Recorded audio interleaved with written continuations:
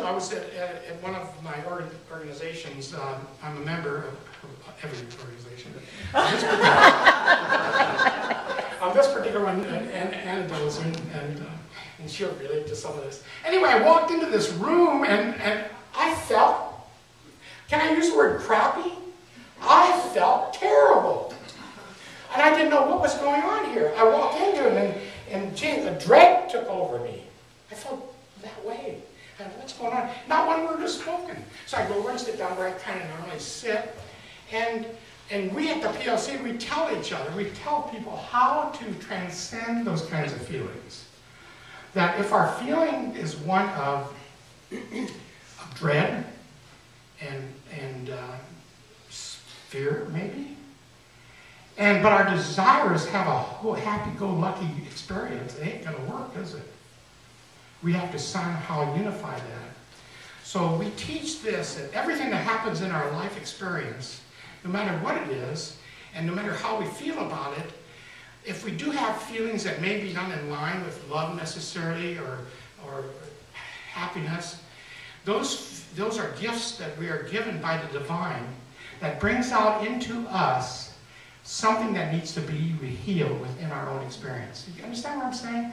So what I did on that, I sat there and I said, I know there's something in me that's creating this. So I bring forth the love energy, this Godhood that permeates all people in this room, that it radiates throughout the room. And then it evaporated. It was gone, and I was able to sit through the meeting. And sure enough, those pulsating vibratory messages were there. This lady got up there and she wanted to ring just about everybody in the room because she was unhappy with the organization, unhappy about our support of the organization, and she needed to get a lot off her chest. What was kind of neat is being able to sit through that as a witness and not be absorbed by what's going on. That's what we're talking about. And this idea of affirmation has to do with Angelo saying, I'm going to have a successful, happy day. That's my declaration. And then as I mouth those words, and as I get confronted with certain issues that are happening to me that's contrary to that, I need to say, okay, I need to bring in unison my feelings that's got to be in unison with what my words are. If not, I'm going to have a pretty miserable time with it. So that's what this is all about. I'm going to close. I ran out of time. I have other things, but I'll do it next time I talk. But I want to close with an example of all that, and it has to do with our dear beloved Nelson Mandela. We all know that Nelson Mandela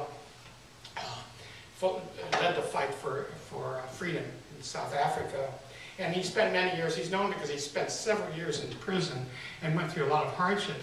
One day he was finally released from prison, and they were in an airplane, and several of his friends, and I don't want to say disciples, but people who were there with him as followers of him were on this airplane, and they're flying and traveling. All of a sudden, one of the engines quit, propeller stopped.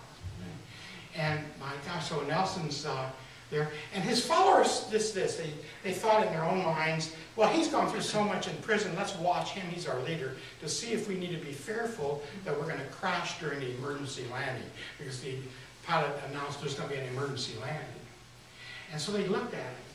And Nelson sat there and he was almost cheerful. He was at ease, as if nothing bad was happening. And they looked at him and said, well, gosh, if he can feel that way, then probably nothing is going to happen.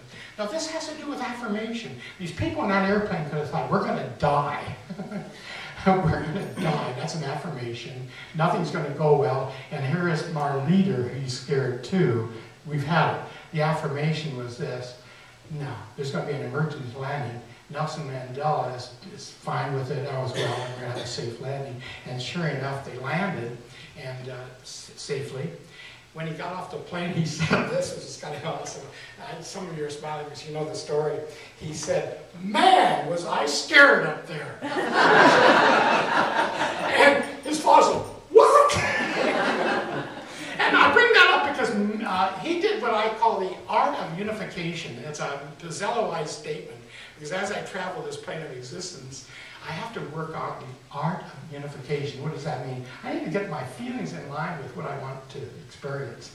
Nelson Mandela, he was fearful, and he admitted that, but he was quiet and he was working on unification, bringing his feelings in line with a safe landing. That's what he did. That's an awesome gift that he gave to that group. And let's say, and so it is. And so it is.